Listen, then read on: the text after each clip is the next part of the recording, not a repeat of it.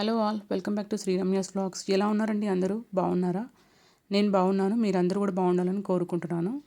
ఈరోజు నేను ఒక స్పెషల్ గరం మసాలా పౌడర్ మీతో షేర్ చేసుకోవాలనుకుంటున్నాను. ఇది ఒక ఆల్ ఇన్ వన్ మసాలా అనుకోవచ్చు. ఇది వెజిటేరియన్ కైనా నాన్ వెజిటేరియన్ కైనా చాలా బాగుంటుంది. ఒకసారి ట్రై చేసేయండి. నేను ఎక్కువ క్వాంటిటీ చేసుకున్నాను, ఎందుకంటే స్టోర్ ఉంటుంది మనకి 6 months to 1 year పాటు కూడా స్టోర్ ఉంటుంది. నేను ఎక్కువ క్వాంటిటీ చేసుకున్నాను, మీకు చాలా తక్కువ క్వాంటిటీ చెప్తాను. ఈ క్వాంటిటీ ప్రకారం చేసుకోండి, చాలా బాగుంటుంది.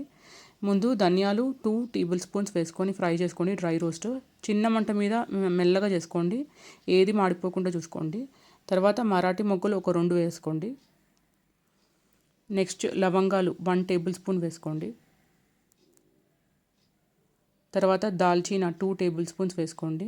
లవంగ కన్నా దాల్చిన డబుల్ క్వాంటిటీ ఉండాలండి. షాజీరా 1 teaspoon. ఇవన్నీ మెల్లగా డ్రై రోస్ట్ చేసుకోండి, స్లో ఫ్లేమ్ మీద. నెక్స్ట్ జీలకర్ర కూడా ఒక 3 teaspoons వేసుకోండి. ఇవన్నీ ఇంకా ఒకటే దాంట్లోకి తీసుకుంటూ ఉండండి.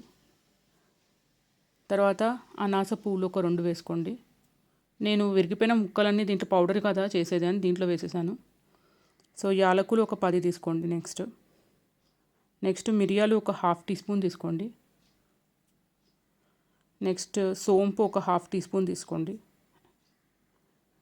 జాపత్రి ఒక 2 వేసుకోండి.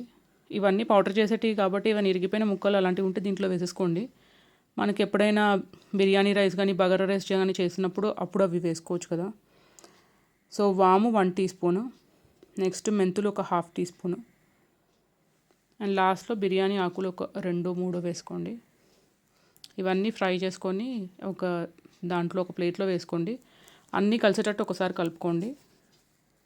ఇది మనము కొంచెం మంచిగా డ్రై చేసుకోవాలి చిన్న మంట మీద, ఎందుకంటే స్టోర్ ఉంటుంది కాబట్టి.